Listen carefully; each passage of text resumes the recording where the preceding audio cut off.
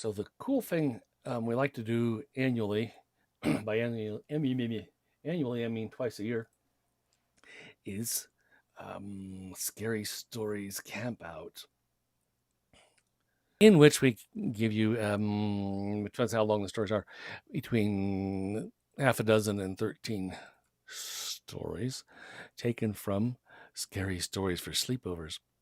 However, there was only 100 stories in Scary Stories for Sleepovers, and we ran out. So, thanks to Mr. Rick Corgan, we have moved on to a book called Scary Stories for Stormy Nights. And we do that twice a year in April for halfway to Halloween, and, well, in October because it's dang near here. How flippin' cool is that? Goblins and alley cats, witches on brooms, wind in the trees, singing scary tunes. These are the things that are heard and seen in the dark of night on Halloween.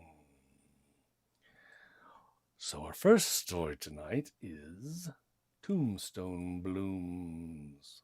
Thank you, Rick. Jeremy's pale pink tongue made a landing pad for snowflakes as he spun slowly beneath the February sky. Wind shrieked low and angry across the valley. Icy crystals whipped around his neon green parka and dark blue snow pants. Jeremy Miles, what are you doing? Becky didn't want to sound impatient, but sometimes Jeremy could be so, pokey. It was freezing out, and if Jeremy caught cold, Mrs. Miles would blame Becky. I'm trying to swallow snowflakes, Jeremy answered, reeling in his tongue and dizzily stopping to look up at his babysitter. But it's too windy to catch 'em. He galloped along the sidewalk in front of her, an 8-year-old bundle of freckles and energy and curiosity. I knew that, said Becky. But isn't it tough to spin around and hold your head up? If I tried, I'd fall flat on my behind. Becky smiled. She enjoyed the long walks with Jeremy. Mrs. Miles was her new neighbor and the new town librarian. Becky's father, James Warren, was the president of the library board, and he'd made the decision to hire her. When Mrs. Miles mentioned that she needed after-school help for Jeremy, things fell into place for Becky, and suddenly she had a job. And it was a fun job, too, really. Jeremy liked to go out exploring the narrow streets and quaint houses of his new town every afternoon, and Becky loved showing him around. The Warren family had lived in Penfield since the early 1800s. The town, its streets, its houses, and most of its stories were like a family album for Becky. Jeremy stopped galloping a few feet ahead of Becky and began to spin again. This time, like the wobbly top he kept in his wooden toy chest. He spun until his legs gave out and fell flat on his back, into the gathering snow. I'll pause for a moment to see if I can give us just a slight more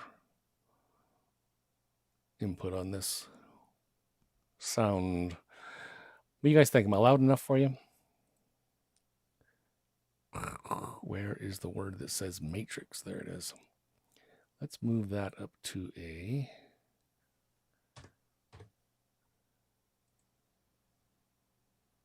All right, give that a little bit better. Maybe that's a bit louder. I'm not sure.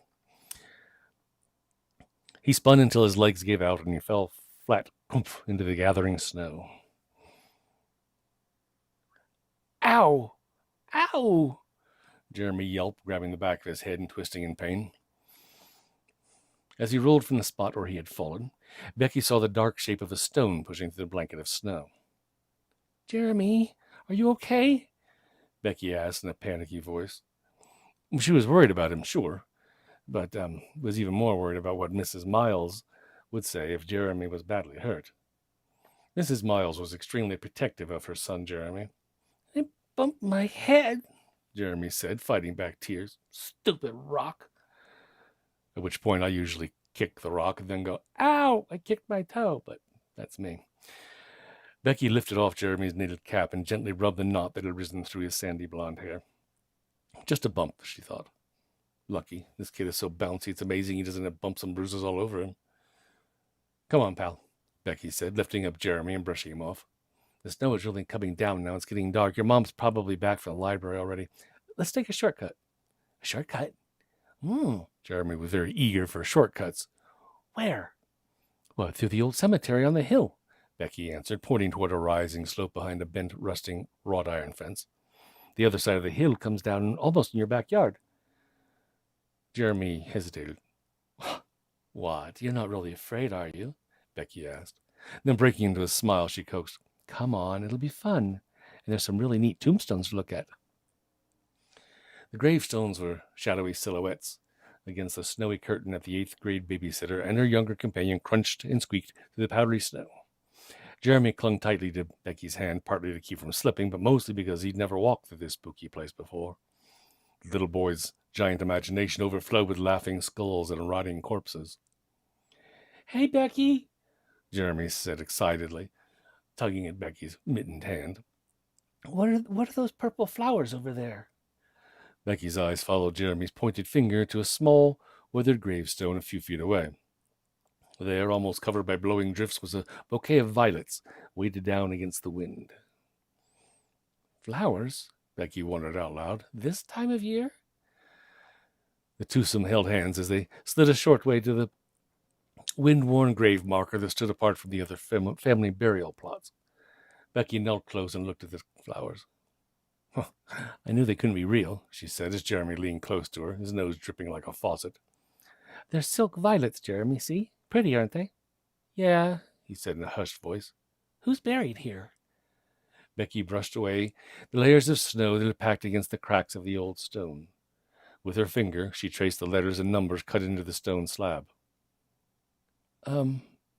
Jeffrey, 1850 to 1858. Becky looked down at Jeremy. No last name. That's strange. Jeremy looked uncomfortable. He was only 8 when he died. The same age as me. Jeffrey, he was only 8. Same age as me, Becky. Right, Becky said, shivering from a chill she knew she had not caught caused by the biting wind. But he died almost 140 years ago. Jeremy, I wonder who left. Come on, Becky, let's go, Jeremy said, pulling impatiently on her sleeve. I want to get home and watch cartoons.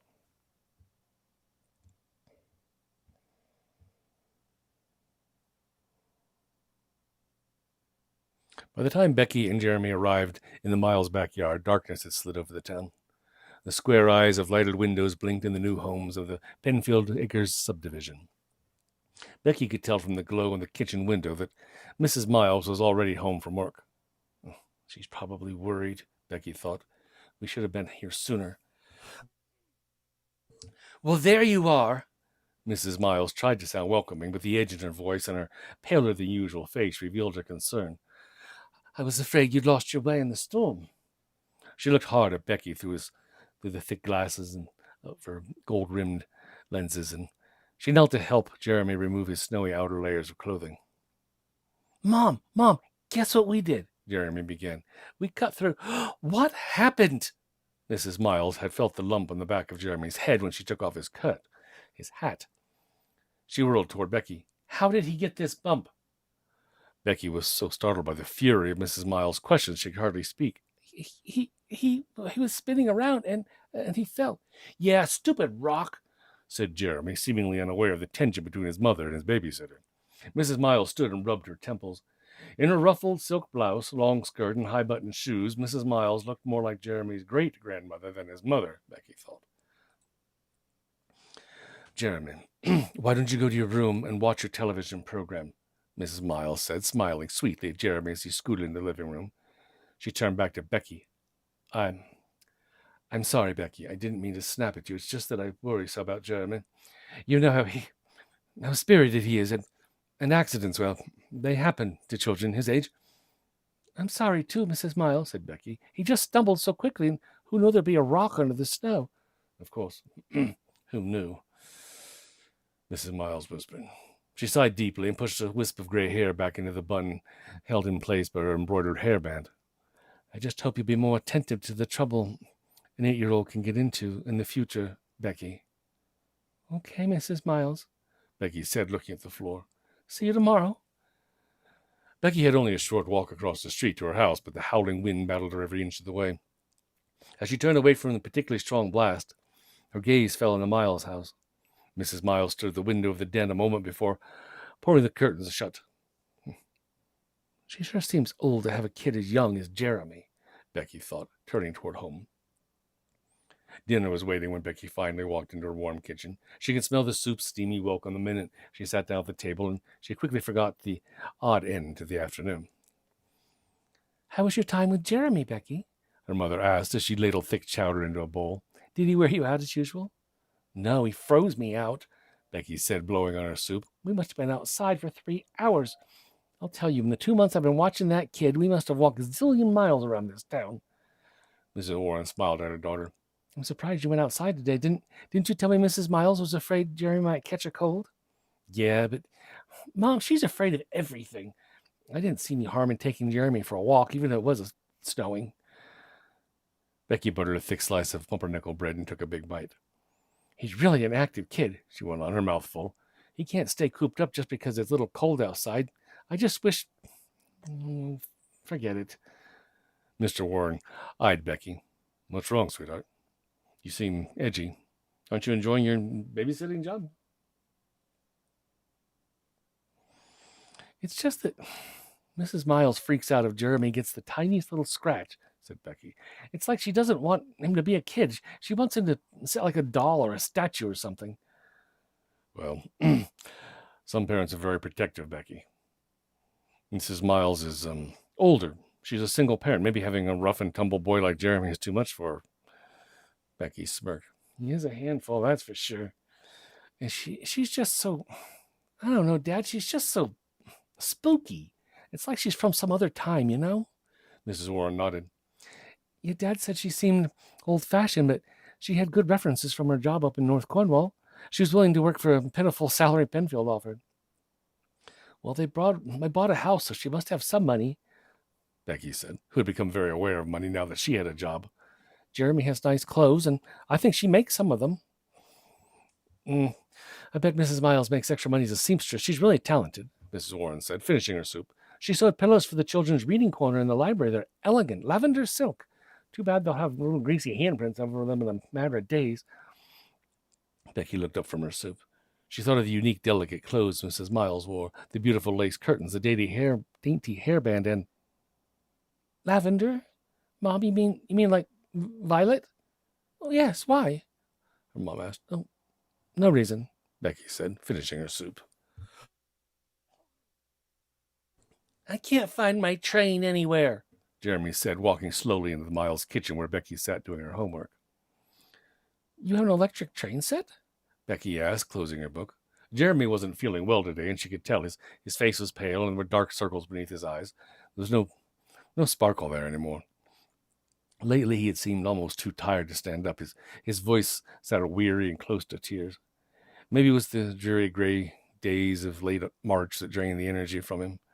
But he wasn't the same bundle of energy she had known in the first few months.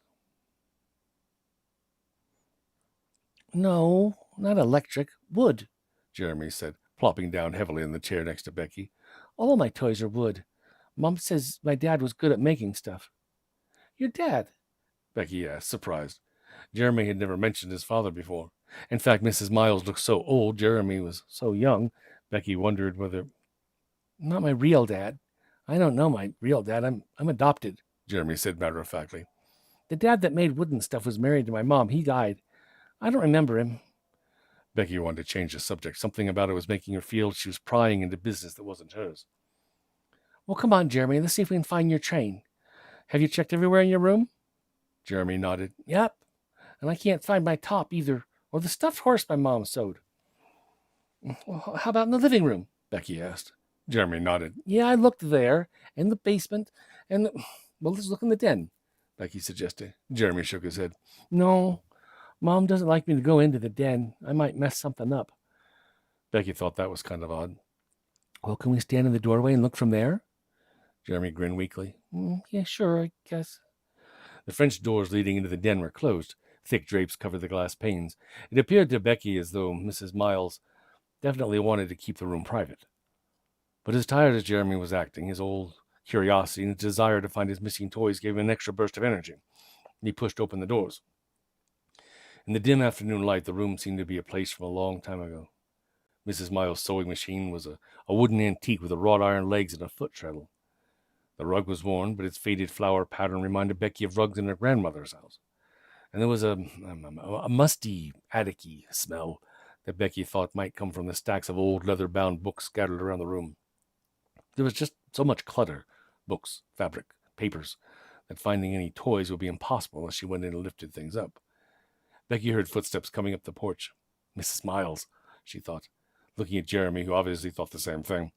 Quickly, Becky pulled the den doors shut behind them as the front door squeaked open. As she did, her eye was caught by the ornate gold lettering on a book that lay on an old desk. She couldn't make out the whole title. All she could read in the split second while she was hurrying away from the room was Spells and Incantations.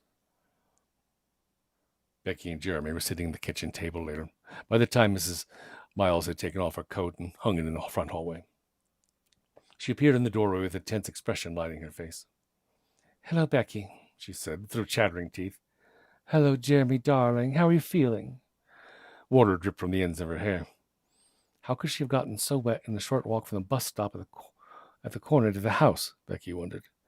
Then she noticed the mud on the edge of Mrs. Miles' long skirt and over the tops of her high-button boots. It seemed odd, especially since the way home was all sidewalk. "Well, Jeremy seems really tired, Mrs. Miles," Becky said, trying to ignore the shiver of fear creeping up her spine. "He just hasn't been himself for the past few days." Mrs. Miles said nothing as she walked to the kitchen sink and began washing her hands. Becky saw that they, too, were muddy. Did she fall on the way home? Becky's mind raced. Why isn't she saying anything about it? "Oh, my poor Jeremy," Mrs. Miles said over her shoulder. He's been awakened by some terrible dreams lately." "Yeah, they're scary," Jeremy said. "I don't remember them exactly, but something was grabbing my arm. A monster, sort of. But it doesn't growl like a monster. It makes noises like a big machine." "Yes, he had difficulty falling back to sleep," Mrs. Miles continued. "I rub his back and try to soothe him." She paused and flicked the water off her hands. "Perhaps he's just watching too much television. What an infernal device." Becky forced a smile at the old-fashioned words. As Mrs. Miles shut off the water and turned back to the table, Becky noticed circles under the older woman's eyes. Her hands were trembling as she dried them. Her skin was so pale it looked almost bloodless. Becky remembered an old expression of her grandmother's, like death warmed over. "Well, I imagine your mother and Dad will be expecting you, dear," Mrs. Miles said in a brittle voice. "I won't be needing you tomorrow." Becky looked up from buttoning her coat. She'd watched Jeremy every day for 3 months. Is something wrong?" "No, Jeremy has an appointment, that's all." She smiled, and the skin stretched tightly across the corners of her mouth. "Come, dear," she said, stroking the back of Jeremy's head. "Let's wash up for supper." "Okay, well, I hope the doctor can help," Becky said. She snapped her raincoat closed.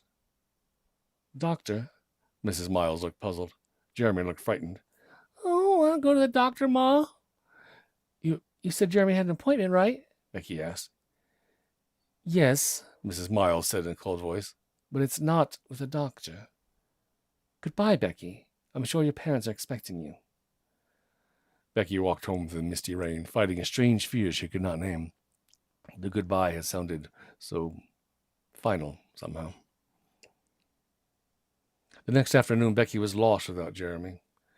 To kill time, she walked home from school instead of taking the bus. She wandered slowly through Penfield, trying to force the image of the tired, pale boy out of her mind and replace it with memories of the happy, sandy-haired boy who had become such a large part of her life in the last few months.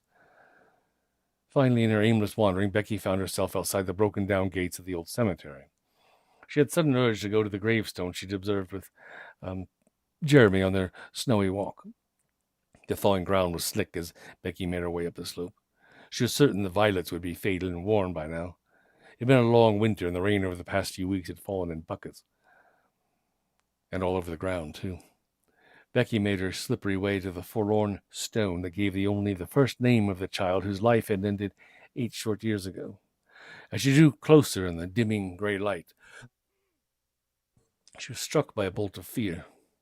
Her eyes grew wide as a thought suddenly came to her. The violets. They looked brand new. Becky's mind raced through possible explanations as she knelt to study the handmade flowers. As she picked up the bouquet, she noticed a small mound of freshly dug soil. Fighting her instinct to run away, she began to claw at the mucky dirt. It took only a few swiping motions until she felt something hard. She dug deeper and pulled out a wooden train. A few more frantic gouges uncovered a top and a stuffed hand-sewn horse. The Miles house was dark, except for a dim light in the den, as Becky ran into their backyard. She sprinted through the gate and across the street to home. She dashed in the front door, gasping for air. Mom, is Dad here? Becky, what's wrong, dear? Asked Mrs. Warren. There's something weird, something really weird about Mrs. Miles, she said, trying to keep her body from shuddering. I think Jeremy might be in trouble, Mom. Now, Becky, I know Mrs. Miles seems a little eccentric, but don't let your imagination get the better of you, Mrs. Warren said, trying not to let the terror in Becky's eyes affect her. Your father is in the den, but why? Becky dashed down the hall to the den. Mr. Warren was sitting at his word processor working on the library annual report. He whirled around in his swivel chair when Becky banged through the door without knocking. Becky, I know I've asked you not to... I'm sorry, Dad, but this won't wait, Becky said, running over to the bookshelves. Mr. Warren was very proud of his large collection of old books. Where do you keep your history books? Becky asked as she ran her finger over the gold-lettered titles. Well, that depends, Becky, Mr. Warren said, pleasantly surprised by his daughter's sudden interest in his collection. Which area are you interested in learning about? I have an excellent series on Penfield. Do you have a history of our town from around 1860? Mr. Warren walked over to the shelf and pulled down a thick volume titled Penfield 1800 to 1865. Becky grabbed the book from his hand and frantically flipped through the pages. She stopped suddenly at a pen and ink sketch of a large brick factory building. The caption read, The Mills Door and Window Company was one of the largest employers in the Penfield River Valley during the 1850s. Mills Door and Windows, Becky said softly. That must have been a woodworking factory. She read down the page. Yes, one of the biggest, Mr. Warren said, or so I've read. The building burned down around 1900, but it was closed for years before that, sometime in the late 1850s, I think. Why did it close, Dad? Mr. Warren knit his eyebrows, trying to recall the facts. I'm not sure. Something about a death, maybe the owner or the owner's son? Becky pointed excitedly to a paragraph of the old book. It says this owner's son, Jeffrey, an 8-year-old boy, was playing at the factory one day. The loose sleeve of his shirt caught in a machine. The boy was pulled into the machine and crushed to death. Becky read a few paragraphs more, then dropped the book on the floor and turned to her father with a look of terror. What's wrong, Becky? Mr. Warren asked. Daddy, the boy who was killed. His name was Jeffrey Mills. He died in March this time of year. He was buried in the old cemetery. The family closed the shop and moved to North Cornwall. Yes, so? Isn't that where Mrs. Miles is from? Well, yes, she said she'd been in that town for many years. And isn't her son, her adopted son, named Jeremy? Oh, yes, Becky. I'm afraid I don't understand what all this is about, Mr. Warren said. Now it was his turn to be impatient. Jeffrey Mills, Jeremy Miles, they're almost the same. But Becky, the Mills boy died almost 140 years ago. And Jeremy's a rambunctious little boy across the street, remember? Becky walked to the window and pulled back the curtain. She looked across the street to the Miles house, the only light that came from the window in the den. She turned and looked at her father, tears welling up in her eyes. I'm afraid for Jeremy, Dad, she said, choking back a sob. That night, Becky couldn't sleep. All she could think about was the buried toys she had uncovered. The wooden toys, the woodworking factory. Jeffrey Mills, Jeremy Miles. The names ran through her mind as raindrops pattered against her window. Then Jeremy's words in describing his dream came to her. It was something was grabbing my arm, like a machine. Becky threw off the covers and got dressed. The clock read 3:58. She grabbed a flashlight, threw on her raincoat, and slipped quietly out the front door. The only sound as she crossed the street was the squeak of her rubber boots and the drumming of the rain.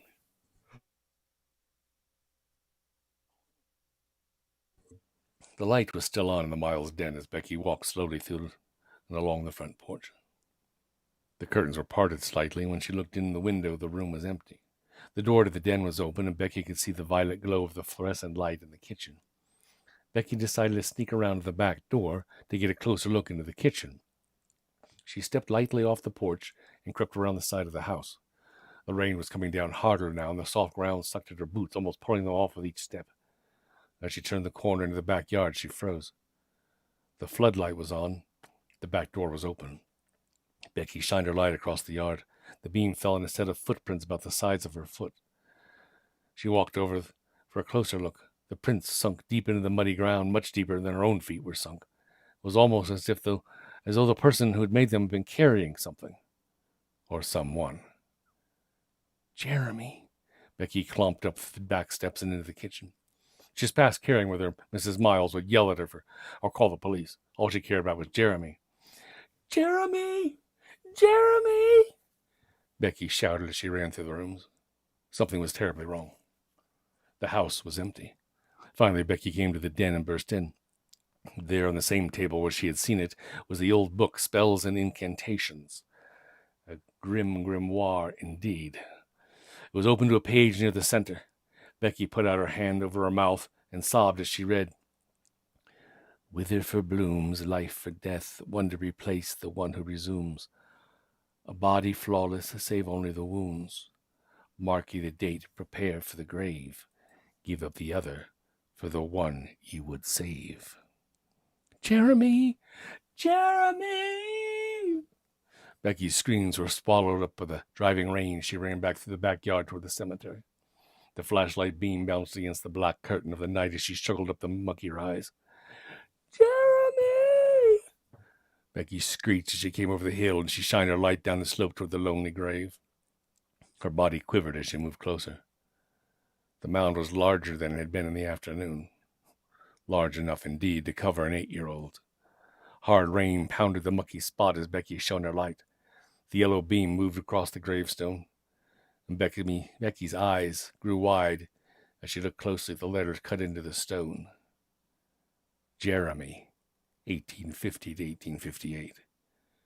Jeremy! Becky cried, but she knew Jeremy would never hear her again.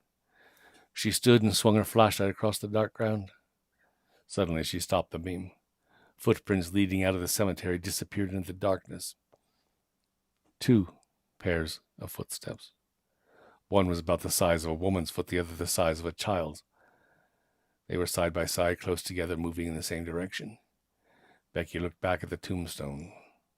On the ground was a fresh bouquet of silk violets. Ooh, give up the other for the one you would save. Well, poor little Jeremy. But hey, Jeffrey's got a new lease on life, right? All right, then. Our next little tale is Empty Eyes.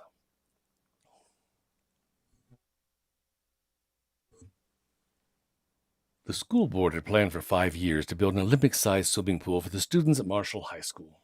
A crowd of students and teachers stood nearby to watch the excavation as the huge earth-moving machine took bite after tremendous bite out of the brick-red soil. When the hole in the ground was finally uncovered, no one even noticed the dark, oily shadow that oozed from the freshly opened hollow. The shadow soon blended with the shade under the trees in a nearby residential street. If anyone had seen that dark, oily shadow oozing out, they would have sensed that it was evil. Settle down, lady, Paul called from the family room to his frantically barking dog outside. Lady, his dog, took no notice and continued to yelp and howl at the tabby cat she had treed in the backyard. No animals are hurt in the recording of this story.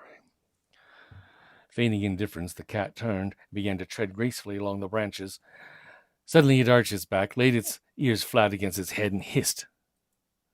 There was something dark among the leaves of the tree. Lady sensed it too, and she began to whimper. As the cat exposed its sharp claws and slashed at whatever was threatening from the shadows, Lady scurried away with her tail between her legs, heading for the safety of the house. What's wrong, girl? Paul asked his trembling dog as he opened the back door to let her in. She scrambled past him into the house and crept under the roll-top desk, where Paul had been doing his math homework. Looks like something gave her a scare, Paul's dad commented, walking in the family room. I'm sure she'll be okay. He started to walk out of the room, then remembered why he had come in. Oh, hey, son, I need a hand trimming the branches away from the side of the house, all right? I'm restocking those packing crates of books in the basement. The way they're stacked up now, I'm afraid they could fall and hurt somebody. Paul closed his math book. Sure, Dad, he answered. I could use a break from this homework. Moments later, Paul was standing outside the building with the end of a heavy rope that was tied around a thick tree branch. Okay, son, when you feel the branch start to drop, give the rope a good tug so that it falls clear of the house, all right? His father instructed from the perch on top of the ladder. Okay, Dad, Paul said. His father steadied the handsaw and began to slice into the branch. Suddenly, a screeching, yowling cat leaped at his dad from the dense foliage of the tree. Its jet-black, oddly luminous eyes glittered wildly as it scratched ferociously at him. With a yelp of surprise, Paul's father teetered back and used the saw to fend off the hysterical creature. Grabbing the branch, he barely managed to keep his balance high atop the ladder. The blow from the saw sent the cat sailing off the limb, and it landed with a thud on the ground. Paul rushed over to the unconscious animal and ran his hand over its fur. This is Pixie, he declared in astonishment. She's Mrs. Kreska's cat. I can't believe it. She's usually so sweet. But did you see her eyes? Well, I can't believe it's a cat that would take a fall that way, Paul's dad said when he reached the ground. Cats always land on their feet, especially for a short distance. He bent down and felt the animal's belly. She's still breathing. I guess she just got spooked. Let's go inside and call Mrs. Kreska to come over and get Pixie. She'll be okay out here for a few minutes. As Paul and his dad walked away, a dark shadow drained from the stunned animal and formed a slick-licking pool on the ground. For a moment, that slick-licking dark pool remained still, and then it began to flow once again toward the house. It slipped soundlessly into the small vent at the base of the chimney. It was so weird, Paul told his brother, Stephen. She just jumped at Dad out of nowhere like she wanted to rip him apart.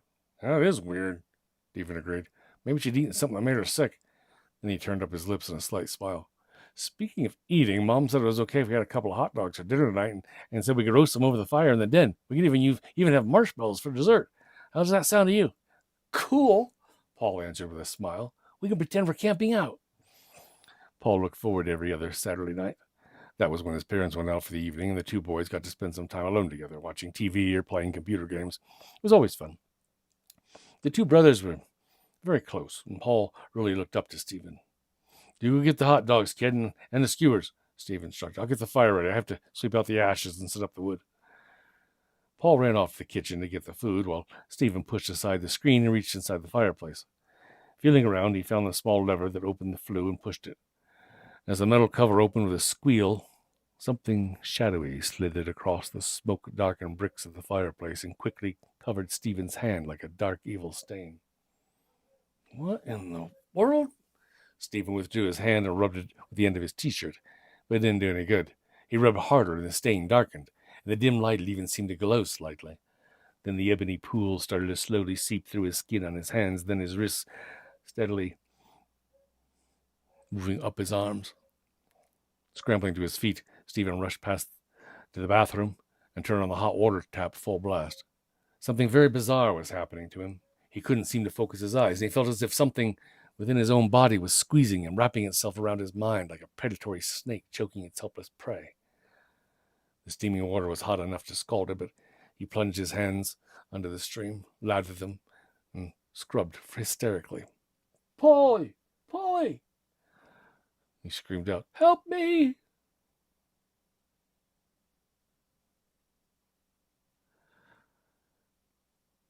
A dark, veiled film began to close in over his eyes. Stop it! It hurts! It hurts! Paul dropped everything, raced down the hall, and threw open the bathroom door. His brother was leaning over the sink. Stephen, what's the matter? There was no answer. For a moment, Stephen didn't even move. He just stood there taking deep, raspy breaths. Then slowly he turned to face Paul. In his hands, he held a pair of sharp hair-cutting scissors. That wasn't what made Paul's pulse quicken. It was Stephen's eyes. They were completely black and luminous, like polished spheres of obsidian, and they were vacant. Paul saw no sign of humanity in his brother's gaze. Stephen, what's wrong with you? Paul stammered. But the thing that stood before Paul now didn't answer. Instead, it uttered a low, gurgling growl and took a clumsy step toward Paul. Lifting the glinting scissors high above its head, Paul backed away. Stephen, this isn't funny. You're really scaring me. All at once the thing bared its teeth and brought the scissors down in a deadly arc. Paul didn't hesitate. He darted from the bathroom up the stairs while the creature lumbered after him, snarling. Terrified, Paul made it to his room, slammed the door, and locked it. Behind him he heard the scissors stab deeply into the wood and snap. Paul looked desperately from side to side for some sort of weapon. Then he decided it would be better to try to escape. This was crazy. That was his brother out there. What was the matter with him? Why was he... Then Paul remembered the cat and its strange dark eyes. He remembered how it had attacked his father as if it had wanted to rip him to shreds. "Why are you doing this, Stephen?" he moaned softly. Paul didn't know what was happening, but he did know that he and his brother needed help. Paul bolted to his window, pushed it open, even though he was already certain there was no easy escape from there. His room was on the second floor, and there was nothing to climb down onto. Once again, he frantically looked around. Then, with shaking hands, he pulled the sheets from his bed. "I can knot these together," he assured himself. "If I can just get next door to the Blakely house, I can..." He held his breath and listened. There was a metallic scraping noise at the door. "It's got a key!" Paul gasped. Whatever was outside the door obviously knew the things that Stephen knew, including where the ring of spare keys was kept. Now it was trying each key, one by one. Paul heard the sound of the correct key finally slipping awkwardly into the lock and slowly turning. He dived under his bed as the door was flung open. It hit the wall with a loud bang. Paul barely breathed as he watched the thing step into the room. It shuffled slowly to the open window and looked out. Just then, Lady began barking and yapping in the yard below. "That's it, girl. Keep his attention," Paul thought, realizing that the monster would eventually find him if he stayed where he was. He had to try to get out. Paul's heart beat madly as he inched from his hiding place, only a few feet from the terrible thing that had once been his brother. In slow motion, he rose to his knees, then to his feet, and back slowly, ever so slowly, toward the open door. He was shaking badly. "Just another second, just one more second," Paul silently assured himself, then eased to the door. But as he stepped onto the hardwood floor of the hallway, a single board creaked slightly under his weight. The thing at the window whirled around, and once again Paul saw into those horrible, empty eyes. In a flash, the creature lunged at him, and Paul took off. He had to make it down the stairs to the front door. But at the bottom step, he felt himself lose balance. Toppling forward, he fell hard on the landing.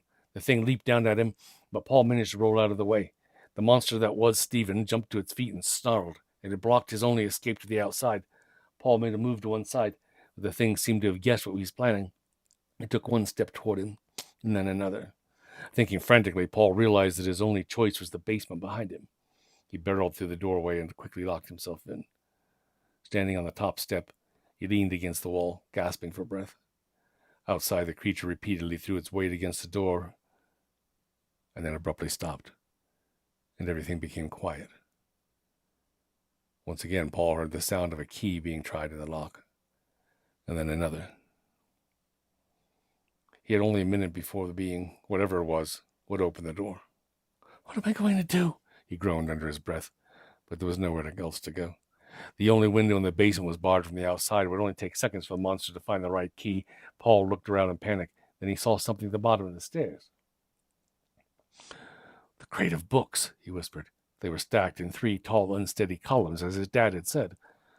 A moment later, the door to the basement was swung open, and the thing in Stephen's body stood silhouetted in the light from the entrance hall. Slowly, he moved down the first dozen steps. In his hiding place behind the stack of crates, Paul counted each step silently.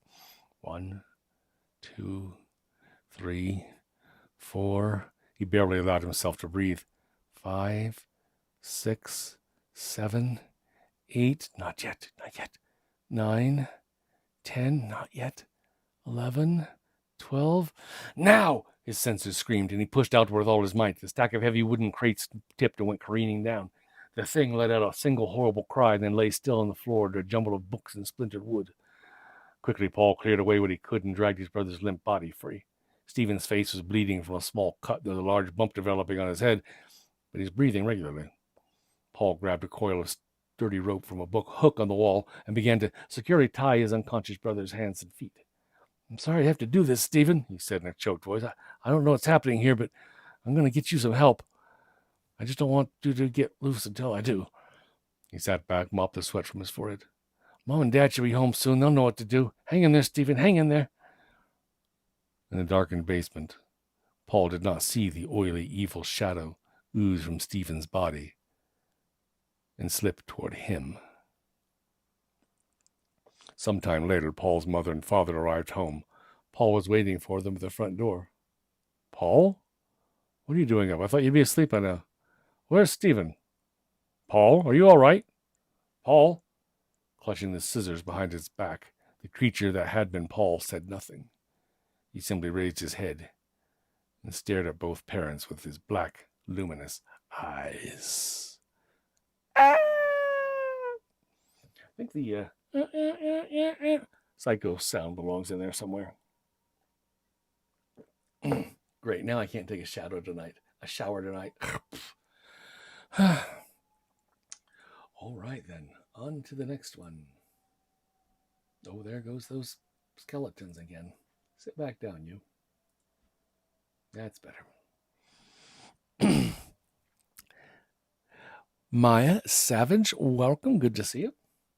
And who else have we not said hello to? We saw Flossie. We saw Jacqueline, but we didn't. Hi, Jacqueline. And Marion. Hello, Marion. Sin. Hey, Sin. And Jem. And Mr. Muggins and Kira and Losi. And wow. See, I told you. All the cool people are here.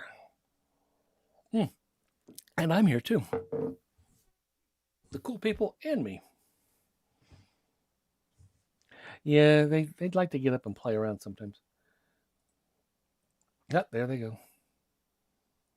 Just because I talked about you doesn't... Sit back down. Okay, stand still. Sit down.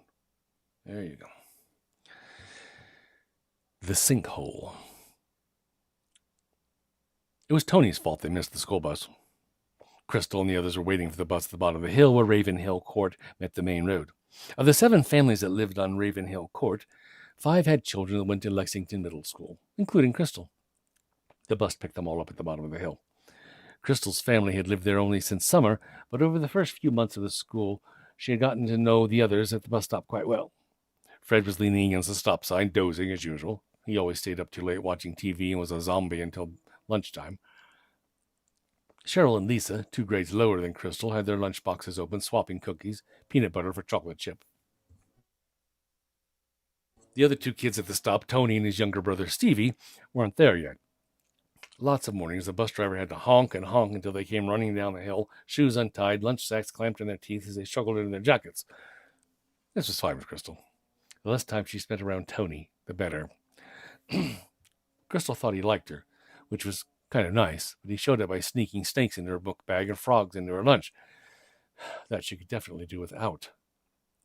She gave up eating frogs years ago.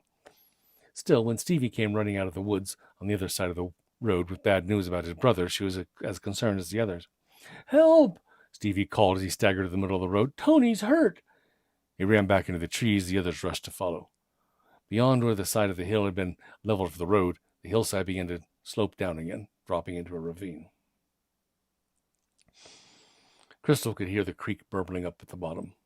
The recent rain had also made the narrow trail that wound down the hillside muddy. Crystal and the others descended in single file, often slipping and falling in the mud and falling into each other, grabbing saplings on either side to steady themselves. "What happened to Tony?" Crystal called ahead, fretting about her white shoes getting all muddy and then feeling bad for worrying about her shoes when Tony was hurt.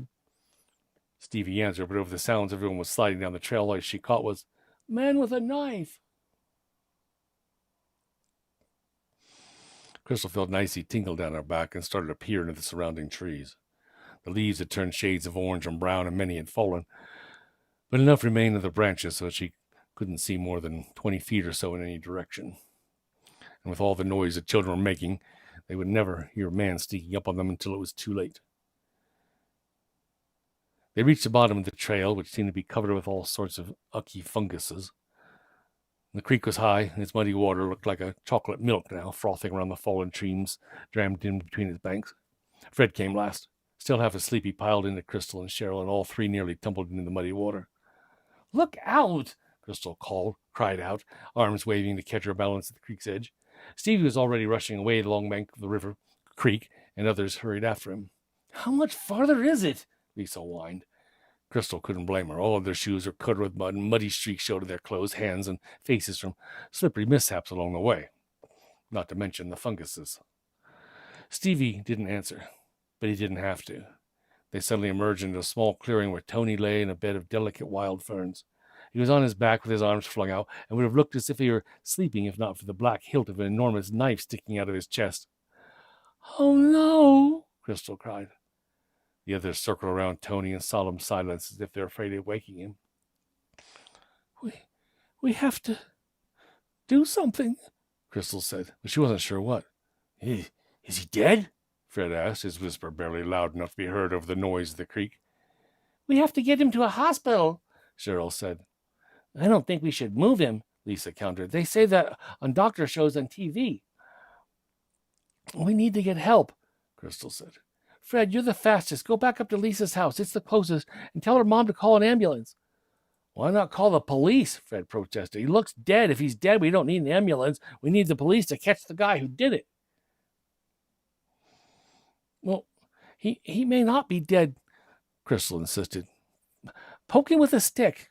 In any case, we need to get an ambulance, just in case." Freddie studied Tony skeptically as he picked up a stick. "He sure looks dead to me. Someone should check for his neck for a pulse." "That's a good idea," Lisa said, obviously impressed. "That's what they do on TV." Fred looked smug, but Crystal was in his science class and knew he had just learned about the circulatory system, how to take a pulse a few weeks ago, just as she had.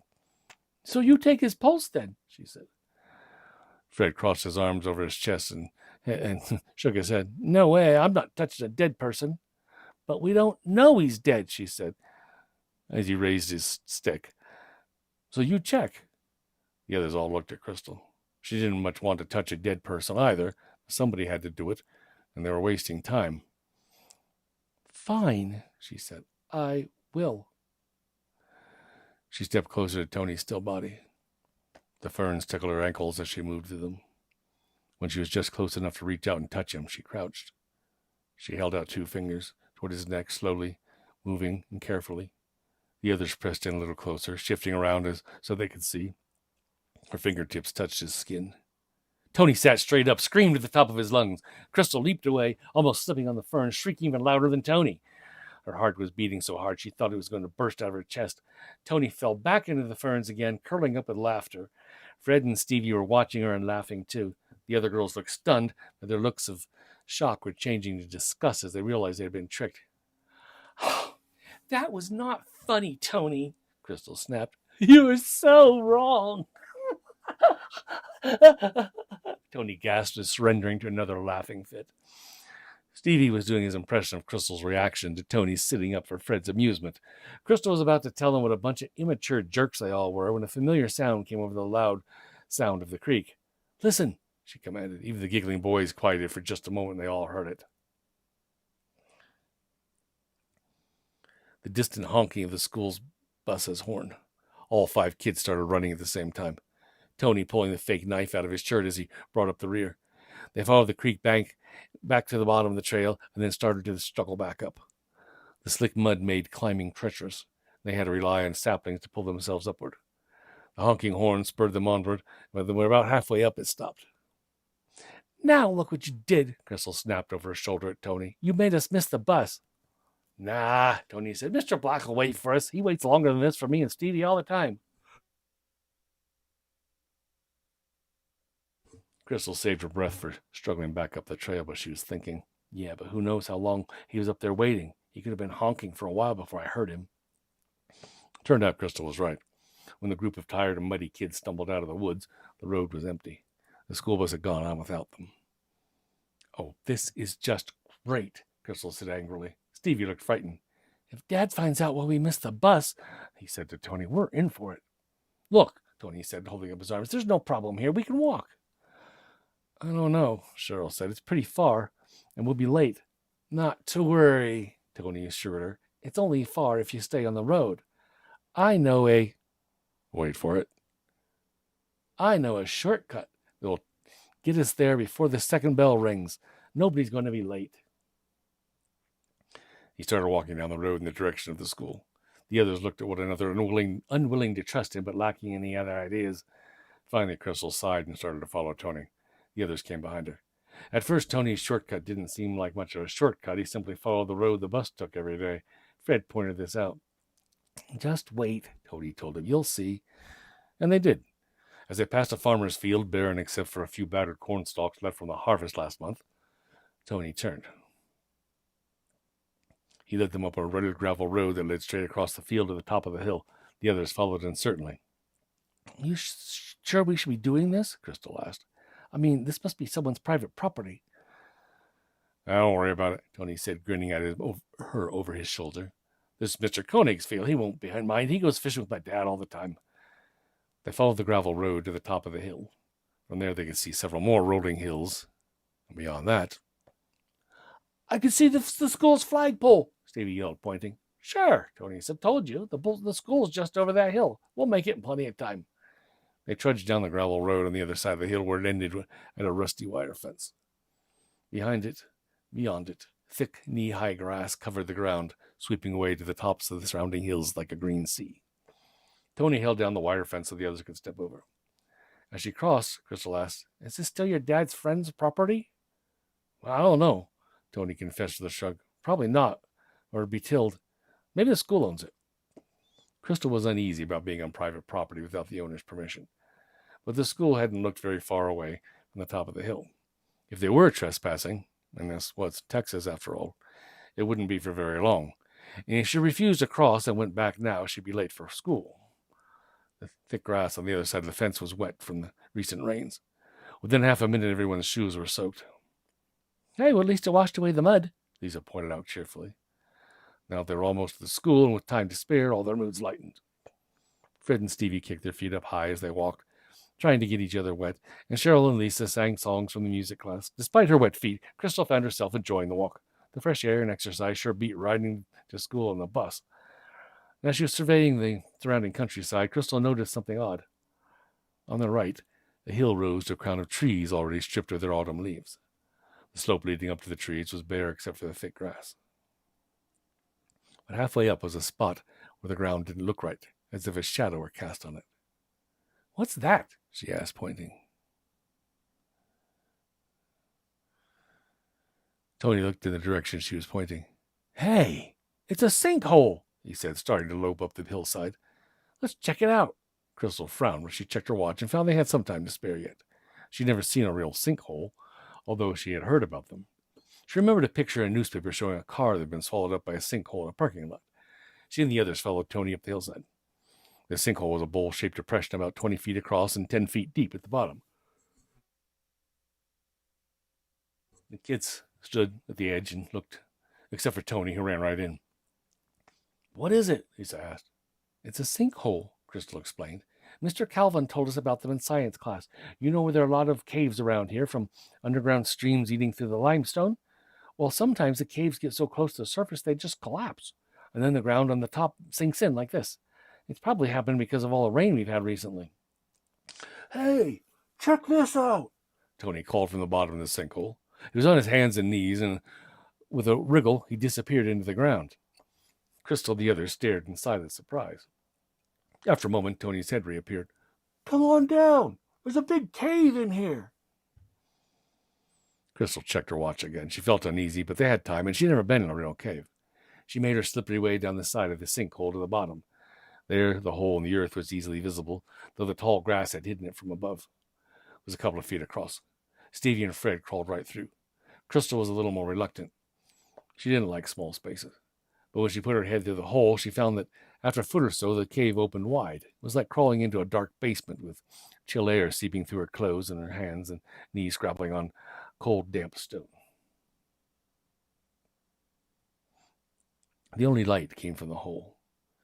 And at first, Crystal couldn't see anything. She could tell that the others were clustered around the hole, and she could barely make out their shoes. Stevie and Fred shouted to hear their voices echoing away in the distance until Tony told them to stop. My eyes are starting to get used to the dark, he said.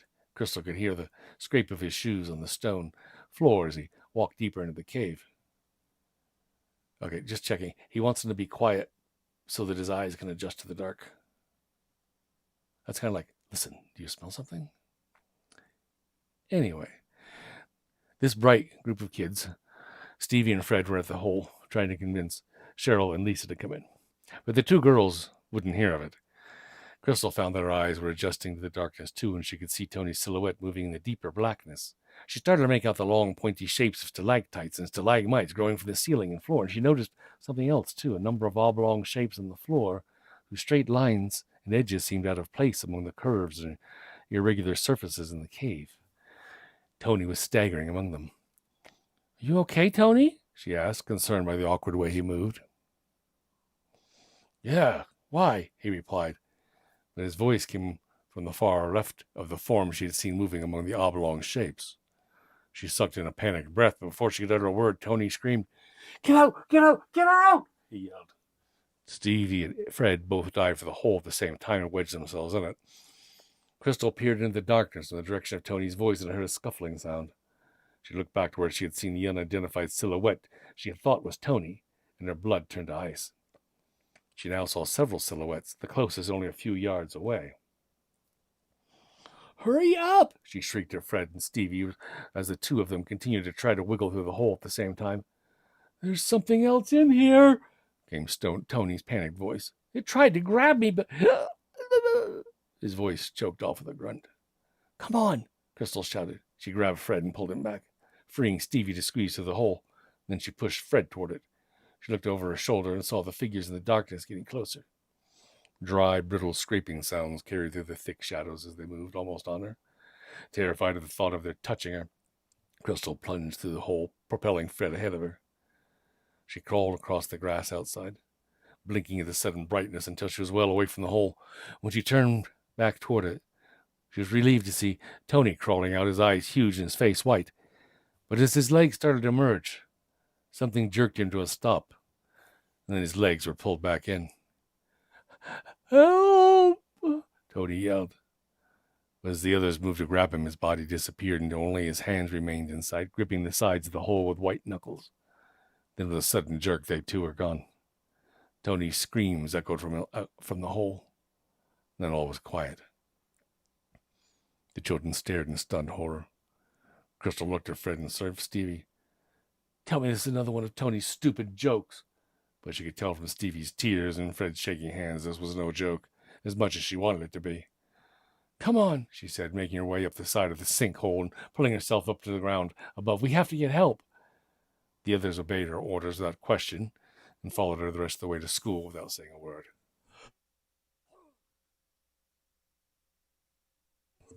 Crystal led the principal, the vice principal, one of the gym teachers, and the janitor back to the hillside. She told them that Tony, the rotten little brat, had gone into a cave at the bottom of a sinkhole, but didn't mention the things that were inside. The other kids had stayed at the school, too upset to do much more than stare blankly into space. From the time she left the sinkhole to the time she returned with the principal and the others, no more than half an hour had passed, but the hillside was now a perfectly smooth field of grass. The sinkhole was gone. She led them to the exact place, stomping on the ground to try to find a weak or hollow spot, but it all seemed perfectly solid. The adults looked around doubtfully for some sign of the sinkhole or the missing boy. "You're sure this is the spot?" the principal asked, looking red and out of breath as his suit and tie. "It was right here," she insisted. He frowned. "Okay, here's what we'll do. Each of you pick a direction. We'll start walking. Watch out for holes hidden in the grass, and after 5 minutes, we'll meet back here." The principal chose to walk to the top of the hill, taking Crystal with him. "We should get a better look from up there. Maybe you'll notice something familiar." It took only a few minutes to reach the trees at the top.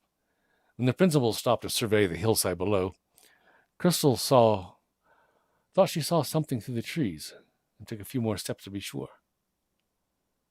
On the other side of the hill, directly opposite where the sinkhole had been, she saw a cemetery filled with dozens of gravestones. Crystal froze in horror. She suddenly realized that the oblong shapes she had seen in the cave were coffins. That meant that the figures moving in the darkness in the cave must have been... "I don't see any sign of Tony here," the principal said, facing away from her and not noticing her trembling hands. "Do you?"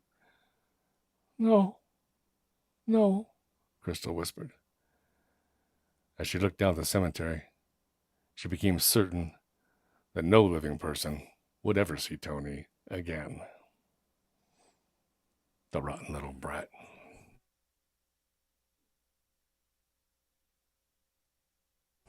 So that was The Sinkhole. And look, we're at the top of the hour, but we got a 2-hour story session, so I hope you can stick around with us. And if so, we're on to the next tale, which is The Little People. And if you are going to take off, remember to come back at 9 for Late Night Horror. But now, The Little People.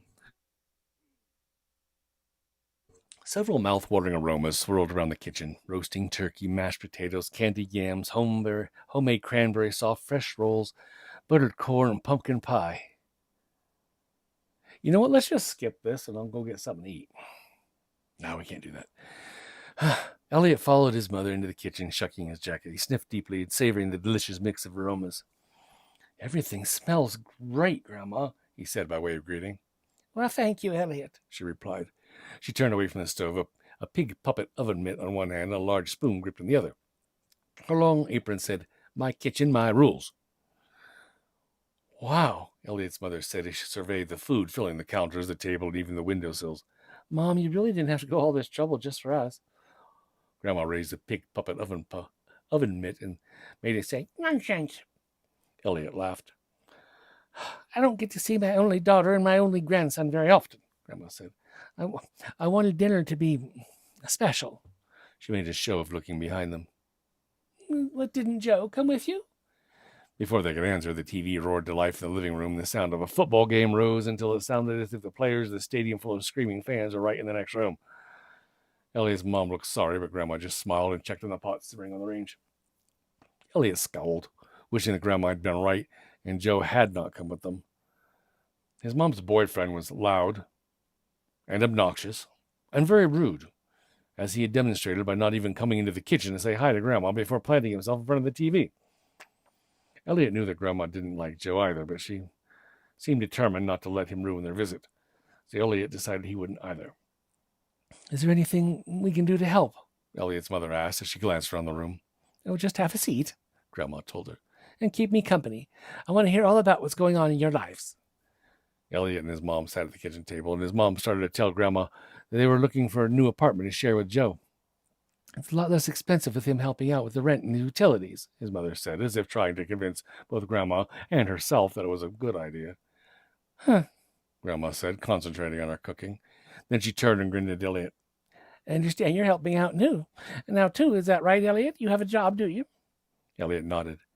Yeah, I deliver the bargain shopper on Wednesdays. I kind of wish it came out more than once a week so I could make more money, but it is a lot of work. Those newspapers are heavy. A sudden shout from the living room startled all of them. Holly, honey, bring me a beer, will you? Elliot's mom looked at Grandma. Do you happen to have any? Oh, only a few bottles, she said disapprovingly. So tell him to pace himself. It's in the refrigerator. Elliot's mom opened a bottle and took it out to Joe. He couldn't even get up to get his own beer, Elliot thought. He didn't know why Joe had even come with them. All Joe did was complain about having to waste his Thanksgiving at Grandma's watching her dinky little TV set, as if he had anything better to do. If they weren't here, he'd be lying on the couch at Elliot and his mom's apartment watching their ancient black and white set. He just seemed to like to complain and put down everything. So, Grandma said to Elliot, what are you doing with all the money you're making, Elliot? Elliot perked up.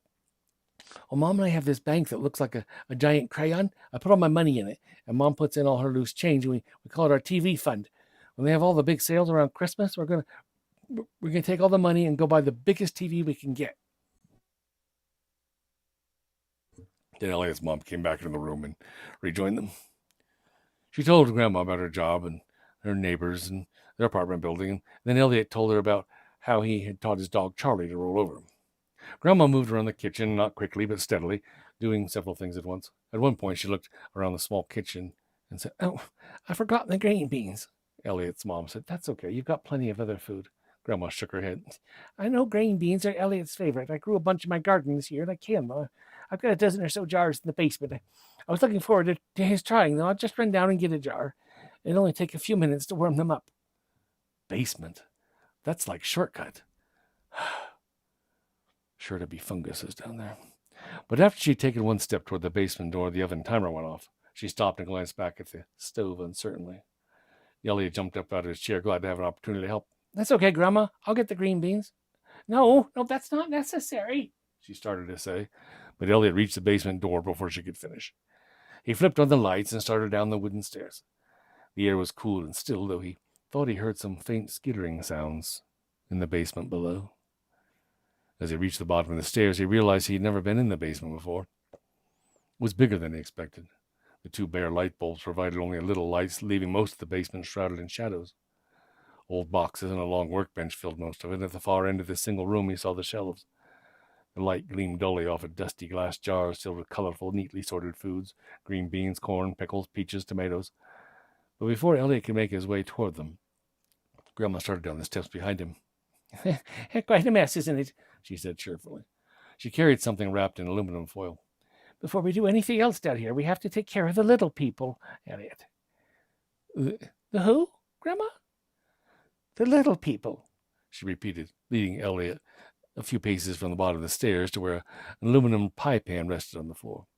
"You see, Elliot, the little people, they live here in the basement. Oh, I've never seen them, and but I've heard them a few times. I always make sure to bring them something to eat when I come down here, just to stay on their good side, you know." She unwrapped the aluminum foil and revealed a steaming drumstick from the turkey she had spent all day preparing. "Usually I just give them some day-old bread or some stale cookies," she said as she placed the drumstick on the pie pan. "But it's Thanksgiving after all. They should have something special too." As she headed toward the end of the basement to get the green beans, Elliot followed sadly. He loved his grandmother very much, and when his mother had expressed worry about her living in the house all alone, Elliot had always stood up for Grandma. But he didn't think he'd be able to do that anymore because, well, now he knew for sure that Grandma was crazy. Elliot did not have long to worry about his grandmother's sanity. Less than a week after they had all enjoyed a delicious Thanksgiving feast together, Elliot and his mother received the horrible news. Grandma had died. At first, Elliot imagined all kinds of things. That her delusions about the little people had somehow been responsible for her death, but the truth turned out to be much more mundane. She had simply tripped on her robe one morning and fallen down the stairs from the second floor. It had all been over very quickly, and for that, at least, everyone was grateful. Several weeks after they had received the news, Elliot's mom came to his room one night before bedtime and asked him a question that took him by surprise. "Elliot, how would you like to live in Grandma's house?" Elliot had to think about it. It'd be sort of strange knowing that Grandma had died there, but it was a nice house and held many happy memories too. Yeah, Mom. I think Grandma would have liked that." "I do too, Elliot." Elliot was happy at the thought until he started to wonder, would Joe be moving in with them? The answer to that question, as Elliot had dreaded, turned out to be yes. One Saturday, Joe came with a borrowed pickup truck, and they started to move all their belongings out of the apartment and into Grandma's house. It was a frantic day, with many trips back and forth using the pickup truck and his mom's car over the river and through the woods. On the trip to Grandma's house, after Elliot had been in the backyard playing with Charlie, he came inside to find Joe looking through a box of his mother's things. Joe was of average height, but broad, with arms that bulged at the sleeves of his black T-shirt, and a rounded gut that did the same. His black hair was short, shaved up the back of his neck, and his nose had a small kink in it, from his boxing days, he said. He worked in a garage repairing cars and never seemed to get all the grease off his hands. Elliot watched Joe putting his blunt, greasy, blackened fingers on his mom's clothes and grew angry. "What are you doing?" Elliot demanded. "Where's Mom?" Joe's head snapped up at the sound, but then a sly smile came over his face.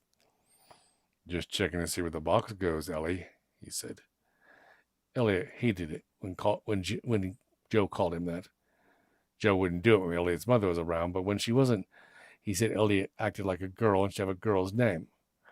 Joe hoisted the box in his burly arms and started toward Elliot. The size of the box made it impossible for him to see what was right in front of him. Elliot had to step aside to avoid getting run over. He followed Joe into the kitchen toward the stairs up the second floor to keep an eye on him. Charlie, thirsty after playing outside with Elliot, was getting a drink out of his bowl. The dog was a mutt with the golden hair of a collie and patches of white.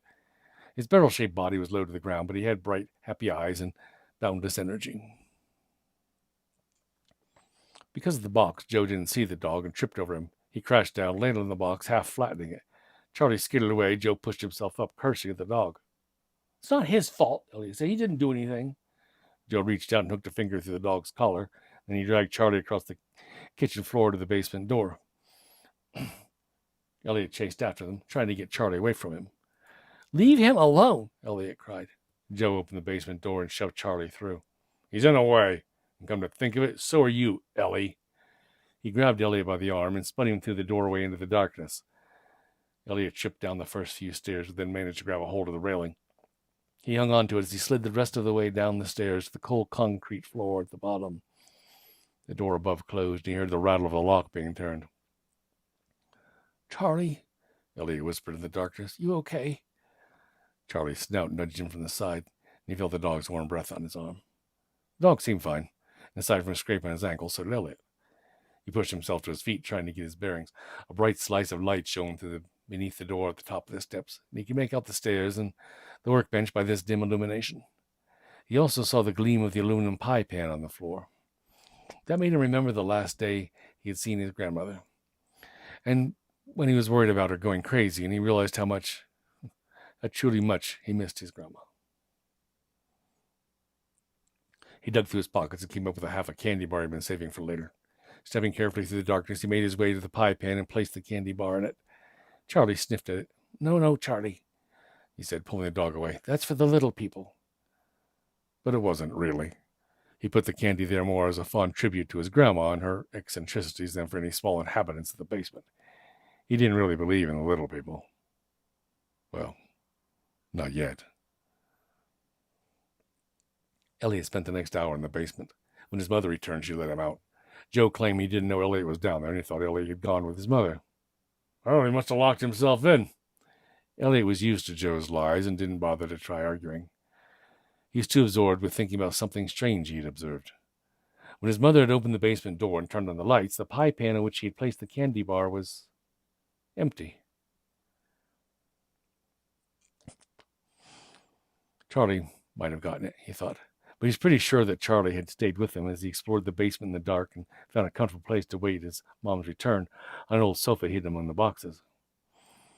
After that day, Elliot spent a lot of time in the basement. It was a good place to get away from that Joe. He moved the old boxes around until they were completely enclosed the sofa, except for a secret entrance that only he and Charlie were small enough to slip through. He hid a flashlight and stacks and comic books down there, and it was their safe haven. And whenever he went down, he always felt, they always left something in the pie pan for the little people. He still didn't truly believe in them, but after the disappearing candy bar, he really wasn't so sure. Sometimes from within his fort built around the old sofa, he heard scuffling and skittering sounds in the basement, and he started to suspect that he was just feeding mice or rats.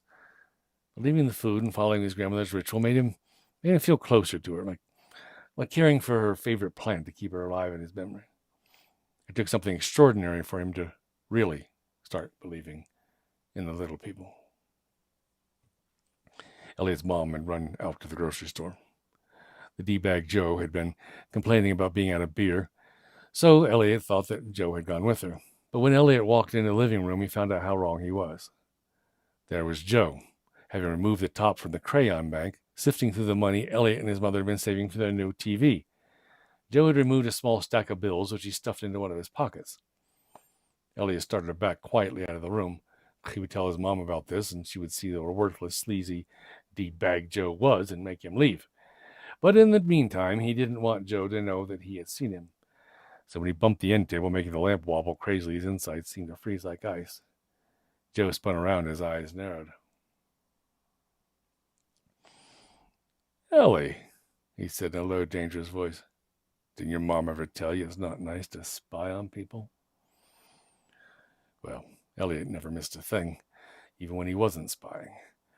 Joe pushed the top back in the crayon bank and started to walk slowly toward Elliot. This and the deadly serious look in Joe's eyes scared Elliot more than his fits of rage. Elliot turned and ran from the room into the kitchen. The house shook as Joe thundered after him. Elliot looked wildly around the kitchen, trying to make up his mind which way to go. He would never get the locks and chains undone in time to make it out the back door. That left a choice between upstairs and the basement, an easy decision. He ran for the basement door in the refuge of his fort. Come back here, Ellie, Joe bellowed.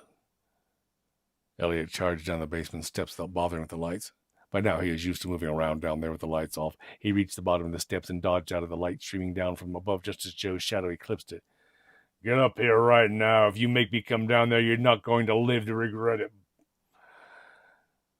Elliot stayed crouched behind a a pile of boxes, frozen in terror. Here, Joe flicked the light switch at the top of the stairs, but strangely, the bare bulbs did not go on. Joe grunted in annoyance and started to come down the steps anyway. Elliot desperately wanted to make his way through the secret entrance into the safety of his fort, but he was afraid to move. The smallest sound would tell Joe exactly where he was. "Come on out, Ellie," Joe whispered menacingly as he reached the bottom of the stairs.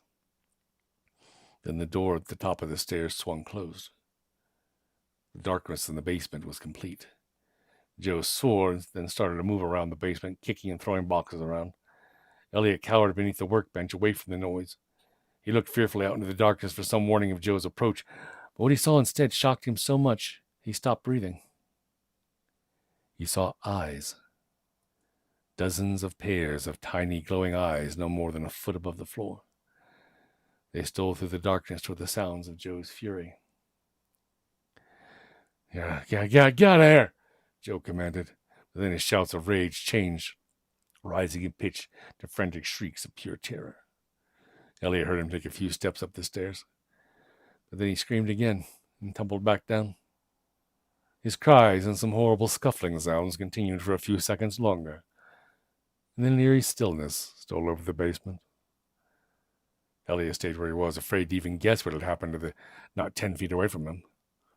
Then the basement lights came on. The biggest shock was how normal everything looked. Elliot saw no sign of Joe. He rarely pulled himself out from under the workbench, expecting Joe to jump up from behind a stack of boxes at any moment. However, after looking around for half a minute, he still saw no sign of the man. The only thing out of the ordinary he found was the money Joe had stolen, neatly stacked in the aluminum pie pan.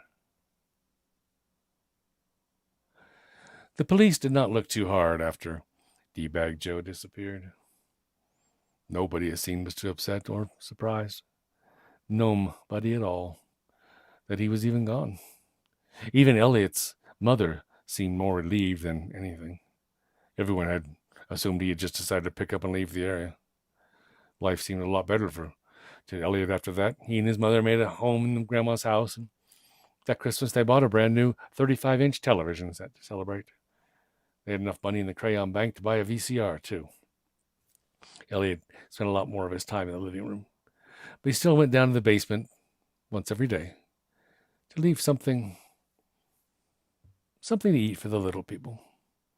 The next day, whatever he had left would always be gone. There was only one exception to that. The morning after Joe had disappeared, Ellie went down into the basement and found the cake he had placed in the pie pan still there. And there it remained for the next 2 days. Joe, he figured, must have been very filling. Very filling indeed. All right, get rid of Joe.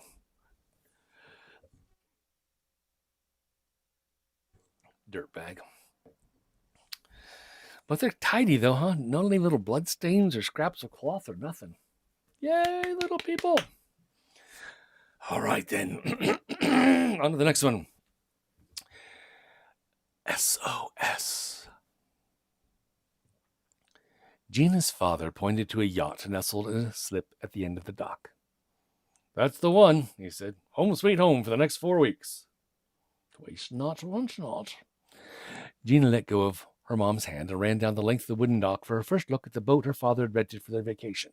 He just finished some big projects that had kept him so occupied for the last 7 months that Gina's mom had begun making jokes about being a single mother. Finally, he had finished, and to celebrate, he had rented this yacht from one of his clients. Carefully, Gina inspected the outside of the boat. If she was going to spend 4 weeks on this thing, she wanted to be sure there were no cracks or holes in it. The yacht was just over 40 feet long and had 2 masts, one in the front and one in the back. It was painted a blinding white and had polished wooden handrails along both sides of its deck. Along the back, Gina read the boat's name, Penny Dreadful. "Well," asked her mother as they caught up to her, "is everything all right?" "What does Penny Dreadful mean?" Gina asked, pointing to the name written on the back of the boat. Her father laughed. "The woman who owns this yacht writes books. Penny Dreadful's what they used to call a cheap action-packed paperback." "Odd name for a boat," Gina commented. "Well, it looks okay from the outside. What's it like inside?" "Well, there's only one way to find out," her dad said, pointing to the doorway that led into the cabin. Inside was much nicer than Gina had expected it to be. There was a large area that was a combination living room and kitchen. It was filled with every appliance you could think of. All of them gleamed like new. The kitchen counters, made of rich dark wood, were spotless as well, and the carpeting in the cabin was soft and clean. Continuing forward, Gina found 2 bedrooms. The first, a larger room with a double bed, and beyond that, a small one up in front of the hall. All of the furniture was modern. The bed seemed uncomfortable. Gina nodded approvingly and went topside to give her dad her okay. Then she helped her parents unload the food and supplies they'd packed for the trip. Finally, it was time to shove off, and Gina could hardly contain her excitement as her father untied the ropes that held them to the dock. Then, with one strong push from her father, the sailboat floated out into the calm waters of the marina, where it sank and they all died. Okay, our next story. No. The sailboat floated out in the calm waters of the marina. With Gina and her parents shouting orders and pretending they were pirates setting out to loot and plunder, the 3 glided smoothly out to sea. Gina quickly grew accustomed to life on a boat.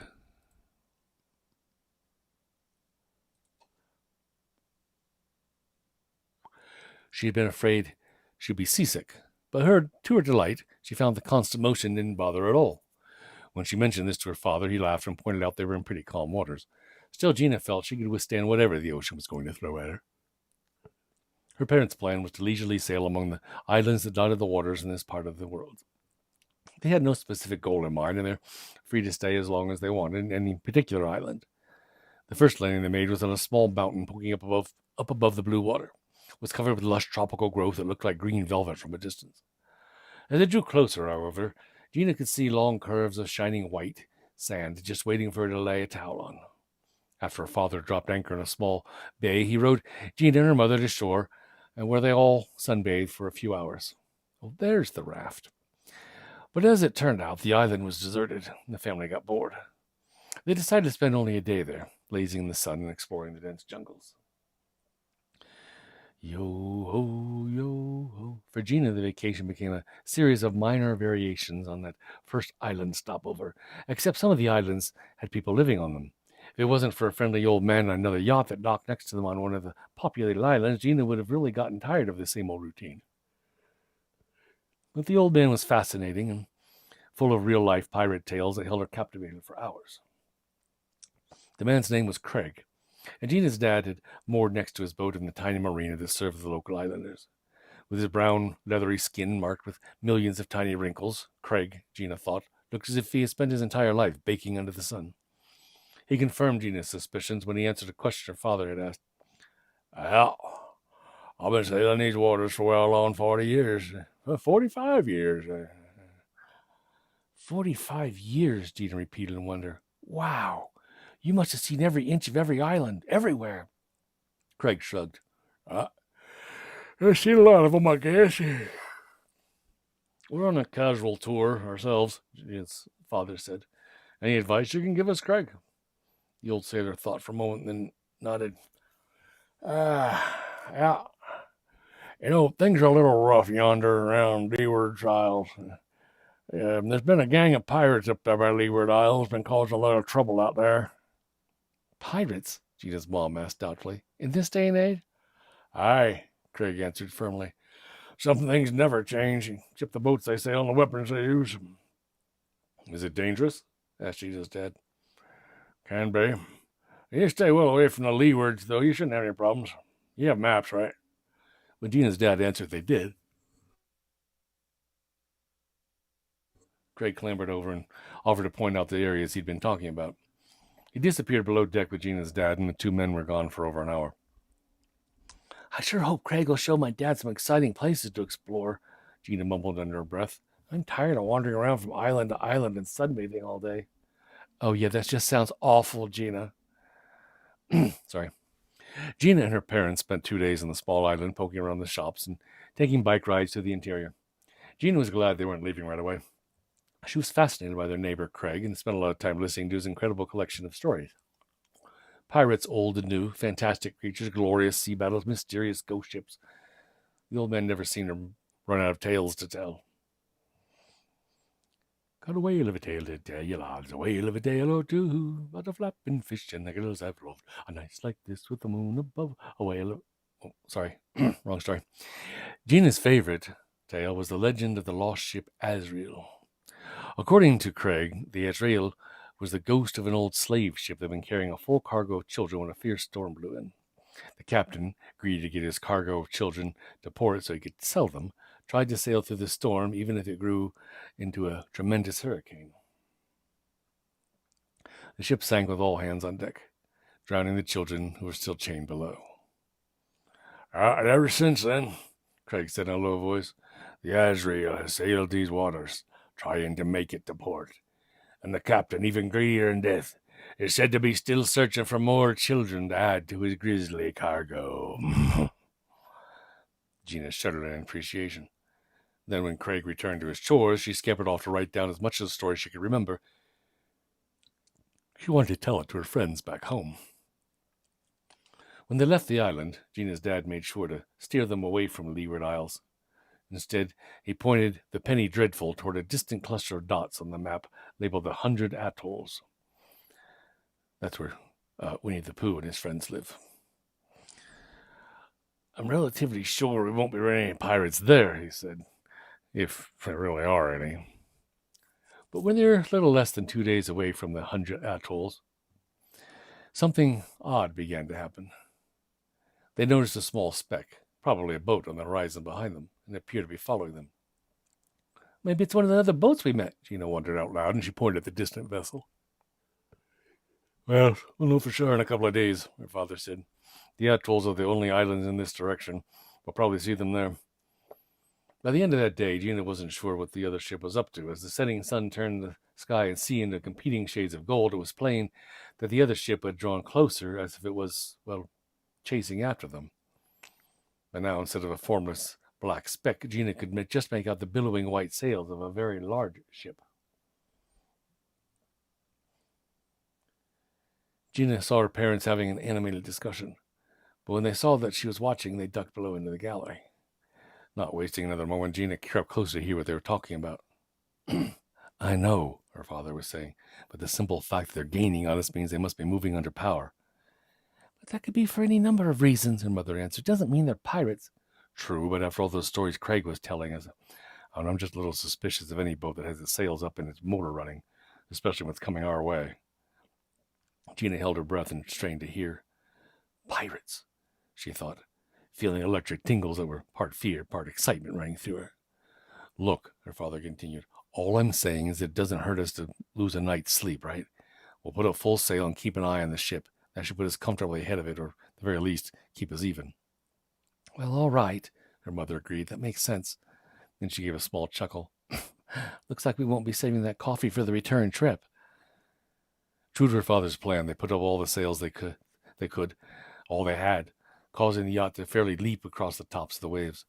Gina kept her parents company as long as she could, but eventually made her way to her bunk. She had tried to ask them a few questions about what was going on, but had only gotten clipped, vague answers. Well, anyway, she thought as she dozed off, at least down below, I don't have to look at their tense faces.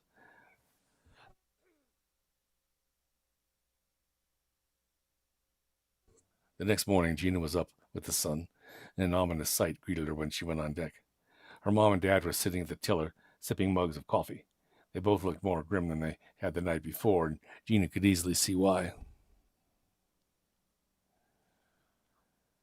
The ship behind them had drawn even closer in the night. Now it was easy to see there was a gigantic sailing ship, much larger than the tiny yacht she was on. Its enormous sails were pulling away from its masts and looked like thick billowing clouds hovering over the water.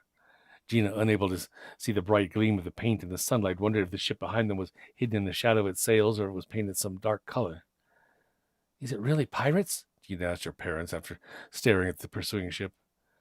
I don't know, her father answered. Whoever they are, they're in quite a hurry. Maybe we should start our engine, Gina's mother suggested quietly. Though running a motor and sails at the same time is not really a great idea. I've heard on great authority. With one last glance at the pursuing ship, Gina's father nodded and went below, and after a few moments the powerful engines coughed into life with a reassuring rumble and gently vibrated the wooden deck. Instantly, their yacht surged forward and began pulling away from the mysterious ship that trailed them. The morning passed in tense silence. It seemed to Gina that the ship behind them had taken over her parents' thoughts. They absently replied to anything she said, and their eyes kept returning to the black ship behind them. It was her parents' obvious worry that frightened Gina the most, and her mind conjured up terrifying pictures of horrible men swarming over the yacht and murdering her parents right in front of her eyes. But even going as fast as they could, as the day lengthened, the distance between the two ships grew shorter and shorter. How could they be moving so fast? Gina's father snapped to no one in particular. Muttering curses, he stomped down below to try and squeeze more power of their own tiny engine. Gina's mother, looking extremely tense, went down with him. Gina could hear the two of them whispering in frightened voices. The ship was close enough now for Gina to see it. It was a huge wooden vessel, at least 3 times the length of their yacht, with 5 separate sails that she could see. The middle part of the ship was lower than its front and back, and the whole craft was built of dark wood. As Gina looked up at the huge billowing sails, something about them seemed strange to her, but she couldn't figure out what it was. Then she turned her eyes to the deck, where she could barely make out figures moving slowly about. That meant that they could probably see Gina and her parents, but for some reason they made no sign of greeting or of recognition. Gina shivered slightly. Obviously, the people who were on board were not friendly fellow travelers. It was Gina's father who later pointed out the problem that subconsciously bothered her. "Those sails sure are odd," he mumbled, staring at the pursuing ship. Then suddenly he opened his eyes wide in surprise and pointed at the dark vessel. "That's impossible." "What?" Gina asked, peering at the black ship. The sails." He groped for words. "The sails, they're pointing the wrong way." Suddenly Gina understood. She looked up at the sails of their own boat. The wind was pushing from left and blowing the sails out and over the other side of the boat. But the sails of the black ship stood straight out from the masts, as if the wind was coming from directly behind. Even Gina, with her short experience sailing, knew that was impossible, and her heart seemed to freeze to a halt as a horrible thought exploded in her mind. "The Azrael," she thought in terror. "It's coming for me." She turned to her father, fear stretching her face in a mask of wide eyes and a gaping mouth. "We've got to go faster, Dad. Craig told me about that ship. It's a ghost ship looking for children to sell as slaves." Gina's father looked at her strangely, and she could tell he thought she was so scared she was talking crazy. He rested a hand on her head. "We'll be okay. We should have the first of the atolls in sight by late this afternoon. I don't think whoever's on that ship will try anything while we're that close to land." "Please go faster, Daddy," Gina urged. Seeing his daughter's tremendous fear, her father nodded and went back below to talk things over with her mother. Gina glanced back at that horrible ship. She watched in amazement and terror as the terrible black ship drew closer and closer. It was as if her thoughts had given it renewed power. Now the sails looked tattered and leprous and seemed to glow with pale bolts of lightning that flickered across the masts. The dark wood of the hull revealed itself to be black with slime, like something from the bottom of the sea, shiny like a giant black pearl. And the huge bow made no wave as it pushed closer. It was as if the ancient wood offered no resistance to the blue-green water, as if it didn't sail on the sea, but floated above it. Gina heard a gasp of sharply drawn breath at her side and turned to see her mother standing with one hand to her mouth. "Mom," Gina sobbed, pointing to the ghost ship. "We've got to get out of here. Can't we go any faster?" Without answering, her mother turned and went back down to the engines. Gina remained at the rail, hypnotized with the thing that was chasing them. In horror, she watched the figures of the crew staring at their ragged clothing, torn so badly that it showed glimpses of their skin, pale as a fish belly. And all the disgusting figures had a terribly bloated, diseased appearance, too, as they snapped to the attention of a grinning skeleton that stood at the highest of the deck with its bony arms folded across its chest. But even worse was a huddled group of children standing at the front of the ship. "Sit back down, you skeletons." Although dressed in many different styles of clothing, all the children had in common a heavy iron chain running from one neck collar to the other, connecting them in a long line. "No," Gina mumbled. "Not me. I'm not going to be one of them." Suddenly an explosion slammed her to the deck. Black smoke poured out from the open hatch that led below the deck. "They're attacking!" Gina screamed as the yacht lurched to one side and began tilting slowly backward. She fought her way up the slanting deck to peer through the oily smoke into the salon where her parents had been. Water was bubbling up from below. The room was already filling with water. "Mom!" she screamed, and then looked frantically for her father, but neither were anywhere to be seen. "No!" Gina screamed, throwing herself into the water. Suddenly the yacht lurched. Gina screamed as the boat settled farther into the water. Now the salt water was beginning to wash over the deck railings, and Gina saw faint streams beginning to trickle down the steps from above. Choking on her tears, she waded to the steps and climbed onto the deck. Then, looking back for just a second, she flung herself into the water as the yacht sank. As she paddled around in circles, crying and trying to keep her head above water, Gina suddenly felt an icy breeze wash over her wet back. Looking up through bleary eyes, she saw a black, slime-coated hull of the Azrael beside her. 2 animate corpses were hanging from some ropes, and their decaying arms were stretched toward her. Far above them were dozens of children, their dead eyes staring down at Gina. "No!" she screamed, then burst into furious kicking. But as hard as she tried, Gina couldn't seem to move her body. And soon cold hands grasped her arms, began hauling her up. "Please," Gina pleaded as she tried to struggle, "don't take me with you."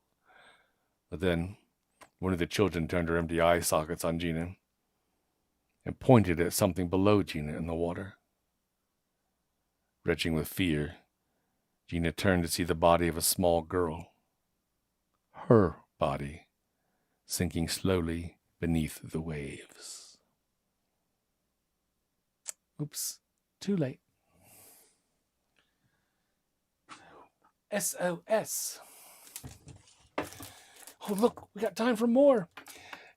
I don't think we're going to get all the stories that I had planned for tonight, but that's okay. We'll save them for halfway to Halloween. But we can have at least one more. And it's this one, and it's called Bugged. "I can't believe it," Stacy said, barging into her best friend's house. "Wade and some of his friends are going camping on their own. I never get to do anything on my own." Fawn closed the door and allowed her friend Stacy to stomp around the room for a moment. And then she calmly pointed out that Wade had just turned 16 and could already drive. "Besides," Fawn asked, "since when have you been interested in camping?" "The point is, I'm just as responsible as Wade is," Stacy declared. "Twice as responsible." Fawn bit back a smile. Stacy and her brother had a very stormy relationship. Nothing like the friendly one Stacy had with her older sister, Maddie. Anyway, Fawn knew better and knew that nothing she could say would make Stacy feel better. So she just shrugged and stayed silent. And then she had an idea. "Why didn't you ask your parents if we could go if my sister came along to watch us?" Stacy stopped scowling and looked at her friend. "Do you think Maddie would do it?" Fawn grinned. "I think she might. I know she likes to go camping, and I don't think she's doing anything this weekend." Stacy's mood instantly changed. "That would be great. Find out if she'll do it first. If she says yes, I'll ask my mom and dad." The next day, Stacy was in the field behind her house studying a colony of ants swarming all over a dead cockroach. Hey, I like Stacy already.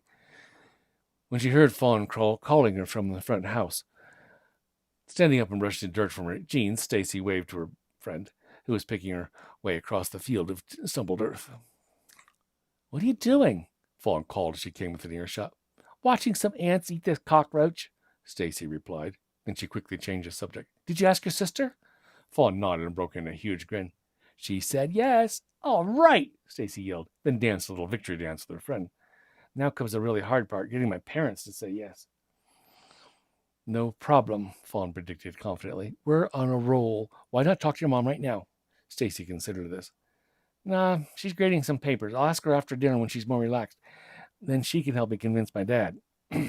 "Sounds like a plan, Stacy," Fawn said. "Call me later and let me know what happens." Well, as it turned out, Stacy's parents seemed pretty agreeable to the whole plan, especially when she neglected to mention it was Fawn's idea and indicated that it was Maddie's. "Actually," Stacy lied, "Maddie's been wanting to go camping for a while. She got the whole trip planned out, but I said I'd have to ask you guys first." She looked pleadingly at her mother. "Oh, I didn't realize it was Maddie's idea," her mom said, stifling a smile. "Where does Maddie want to go camping?" Stacy paused. She hadn't thought it through that far and didn't really know the names of any campgrounds in the area except for the one her brother was going. Rock Hollow." she finally said, hoping her parents hadn't noticed her delayed response. What a coincidence, said Stacy's dad, looking at her mom and smiling. Then he shrugged. Well, if it's all right with your mom, it's okay with me, especially since Wade will be up there this weekend, too. Up where? Asked Stacy's brother, coming into the living room. Stacy clenched her teeth. Her jerky older brother could ruin everything. Stacy, Fawn, and Maddie were thinking of going up to Rock Hollow this weekend, Dad said. Your mother and I are thinking it'll be okay since you'll be up there, too. What? Wade, obviously shocked. Well, you don't expect me to babysit them. We don't need you to babysit us, Stacy shot back. No one's asking you to, Wade, her mom said calmly. Great, Wade said, throwing his hands in the air as he turned and left the room. Stacy's father looked at her. Maddie's how old again?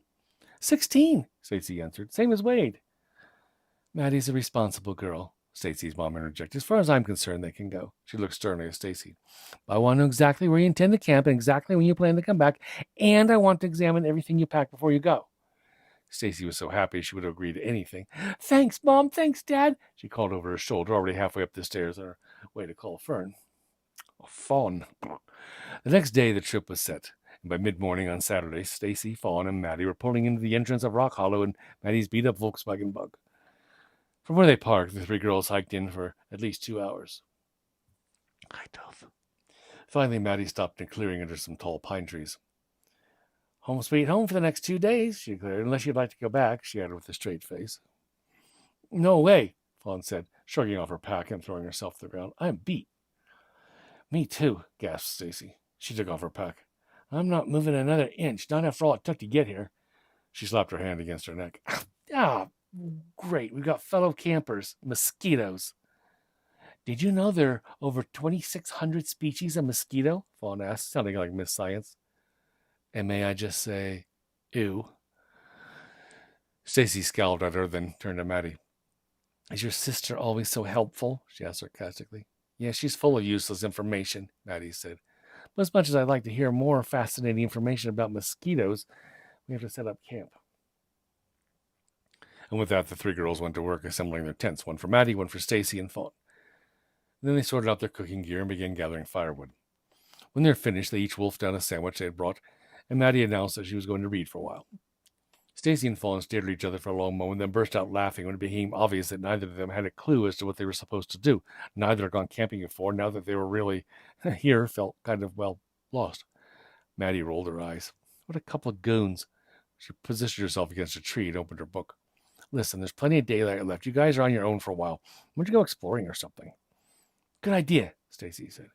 Fawn agreed, getting to her feet. Maybe we can find some wildflowers. Now, these woods can be kind of tricky, Maddie warned. She stretched and yawned. Don't go too far. We won't, Yawn replied as she and Stacy wandered off. For a while, they walked along in silence, with Fawn stopping to look at nearly every flower they came across. Wow, she said in awe. It's really beautiful up here. Stacy nodded absently, more interested in searching for signs of animal life. After a while, though, she began to think the only animal life she was going to find were the relatives of the mosquitoes she had killed earlier. It seemed like every 2 seconds she'd hear that high-pitched whine in her ear, and it was driving her crazy. Ah, she yelled, waving her hands around her head. I'm sick of these things. It must be all the rain we had this year, Fawn said. Mosquitoes like a moist area to lay their eggs. Stacy turned on an angry glare at her friend. How do you know so much about mosquitoes? She demanded.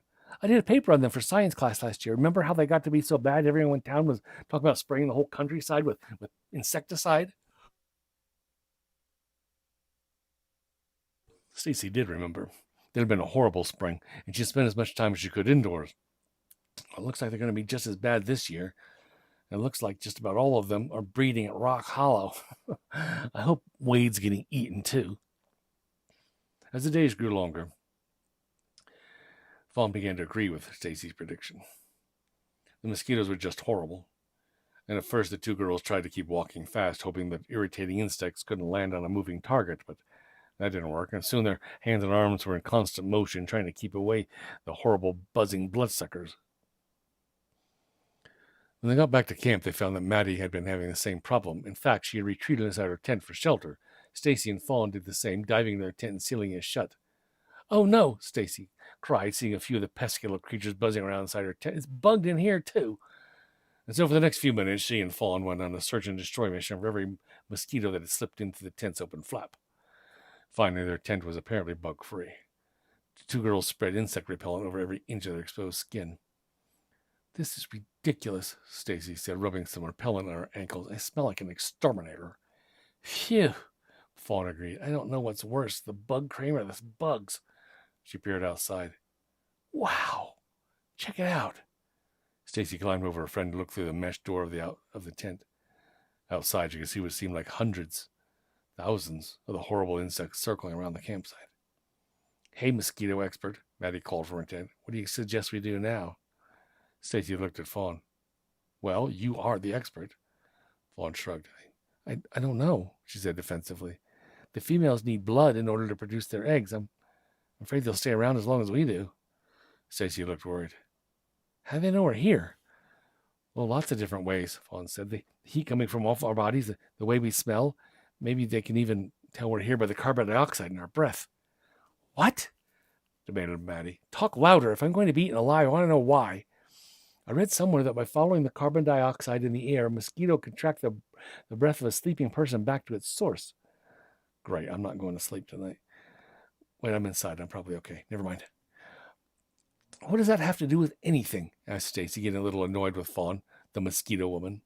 What she's saying, Maddie concluded, is that they're hungry, they know we're here, and they won't go away. Fawn bit her lip. Yeah, that pretty much sums it up. Stacy stared outside the tent door, seeing the swarm had gotten bigger since they'd taken cover inside. Oh, this just figures, she thought bitterly. Wade and his stupid friend probably don't even have a single mosquito bugging them. Look, you guys, she said, I want to camp out, but I don't want to spend the whole time trapped inside this tent. So what are you saying? Asked Maddie. Stacy looked at Fawn, who nodded knowingly. Let's go home, they said in unison. Your command is my wish, Maddie agreed from her tent. Slather yourself with another layer of repellent. Let's pack up. A few minutes after stepping out of their tent, Stacy realized she'd made a wise decision. The mosquitoes must have numbered in the tens of thousands now, and although the repellent seemed to make them hesitate a bit, it didn't stop them. Squeaking in pain, the girls packed the tent as best they could while they danced around, slapping mosquitoes dead by the dozen. When they were just about packed up, Maddie yelled out, Forget the rest! Let's get out of here! With that, she broke into a run out of the campsite, and Stacy and Fawn close behind. At first, it seemed as if the mosquitoes had been left behind by the sudden departure, and the three girls slowed down to a quick walk along the trail. Within minutes, the swarm found them again. This is horrible, Fawn cried as tiny blood-bloated bodies buzzed around her. Let's try another way, suggested Maddie, her hands waving like a fan in front of her face. Maybe the trail goes through a wet patch or something. Maybe that's why they're so thick here. She struck off to one side with Stacy and Fawn right on their heels. For a moment, it seemed that Maddie had guessed correctly, for a thick cloud of insects faded away to an almost bearable level. That was incredible, Stacy gasped, looking behind them. We're going to itch for a month. You mean to tell me those were all females? Maddie asked her sister in disbelief. Well, not, I think so, and it looks like this year the problem is even worse. Suddenly, as if punctuating Fawn's sentence, an enormous swarm of the hideous insects descended on them again. This time the cloud of bugs was even thicker than before. What was worse, the repellent seemed to have worn off. In seconds, the mosquitoes covered them like a blanket of dead bugs. Only they weren't dead. They were alive and squirming and sucking. And soon the three girls, looked more like three shambling mounds of tiny black bodies than they did like human beings. Fawn finally had to close her eyes in order to protect them and was forced to stop walking. All she could hear was the whine of thousands of wings in her ears.